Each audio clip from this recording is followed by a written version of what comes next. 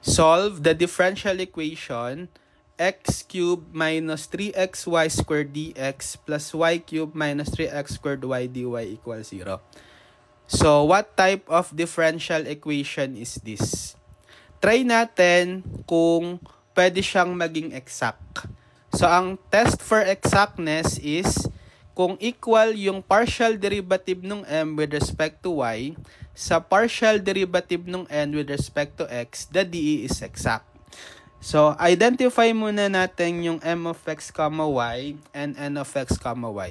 So, di ba ang form ng dE is given by m of x, y dx plus n of x, y dy is 0.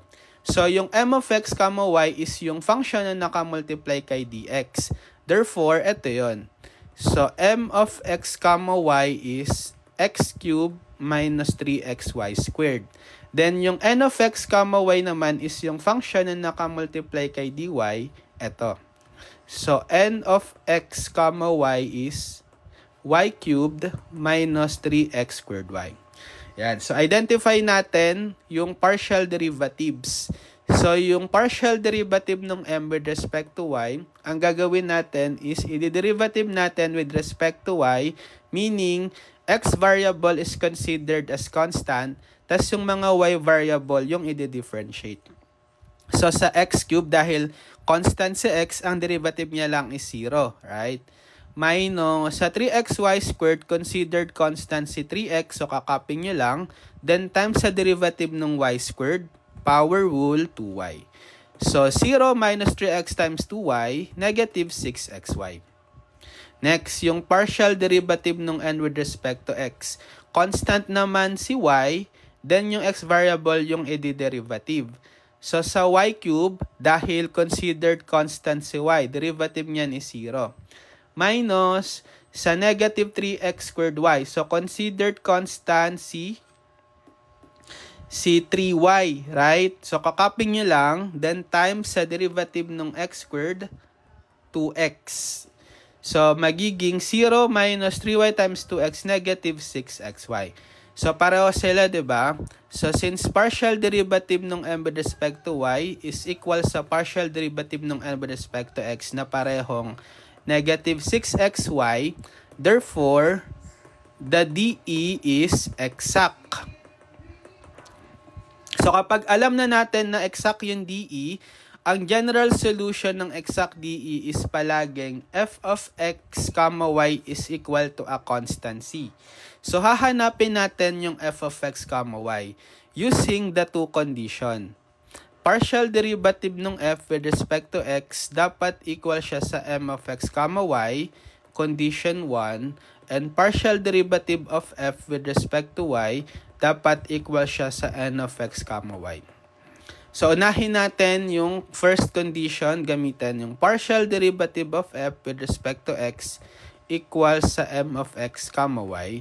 So, equate natin yung partial derivative of f with respect to x sa m of x, y. Kanina, ang value is ito. Copy ko. So, ang gagawin natin dito is i-integrate natin both sides with respect to x. So, partial integration. So, i-integrate ko both sides with respect to x.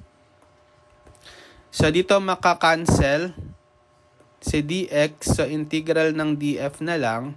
Then, dito, pwede nyong i-distribute yung integral.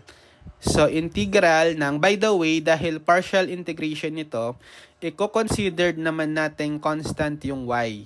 Tapos, yung x variable, yung i-derivative. So, dito sa integral ng x cubed dx, distribute yung integral symbol, minus sa 3xy squared, considered na constant yung 3y squared, right? Labas ko na lang siya ng integral. Then, times matitira sa integral yung x dx. Yan, integral ng df is f. Integral ng x cubed dx, diba, by power rule, x to the 4th over 4. Minus 3y squared, integral ng x dx by power rule, then x squared over 2. Tapos, lalagyan natin ng constant of integration. Pero instead na plus c, dahil partial integration tayo, ang magiging constant of integration niya is function of y dapat. I will denote as t of y na lang. So, ito yung f natin. So, pwede siyang isulat as f equal to x to the fourth over 4 minus 3x squared y over 2 plus t of y. Yan. Tapos, yung second condition, para masolve natin si t of y, gagamitin natin yung partial derivative of f with respect to y equal siya sa n of x comma y. Etong condition 2. So, yung partial derivative, yung f so far na nakuha natin, ipa-partial derivative natin with respect to y. And then, kung anong value niyan, equate natin sa n of x comma y. So, i-partial derivative natin tong so far f na nakuha natin with respect to y. Again, kapag partial derivative with respect to y, constant yung x, tas y variable yung i-derivative. So, yung x to the fourth over 4, since purely x lang siya, di ba? Derivative niyan, consider with respect to y, dahil considered constant si x, 0. Then minus, ito naman, considered constant dito si negative 3x squared over 2, di ba?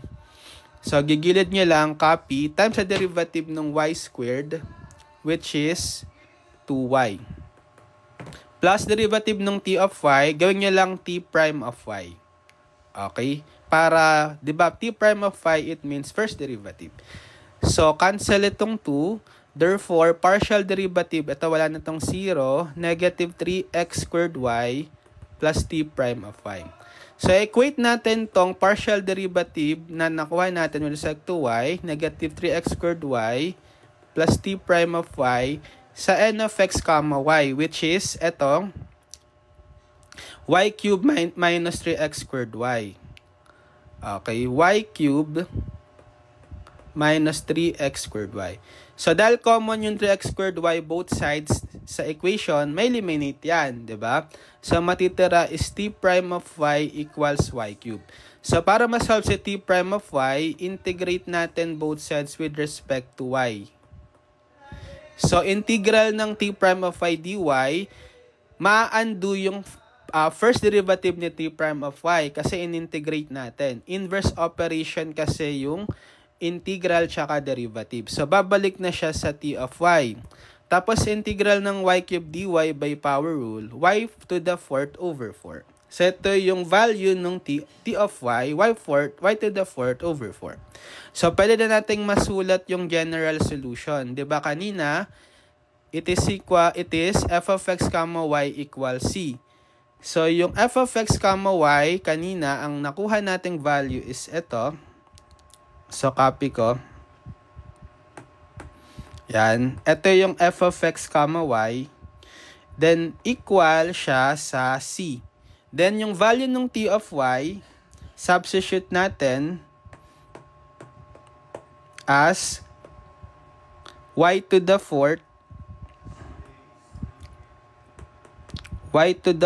over 4. Okay? So, kung gusto nyong alisin yung denominator, LCD is 4. Diba? Multiply both sides by 4.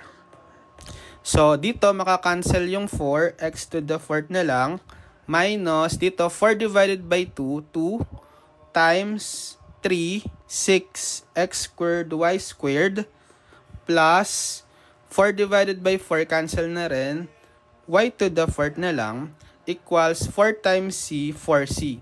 Pero ma-observe lang ni c yung 4, back to c na lang siya. So, the general solution is x to the fourth minus 6x squared y squared plus y to the fourth is equal to c. Okay?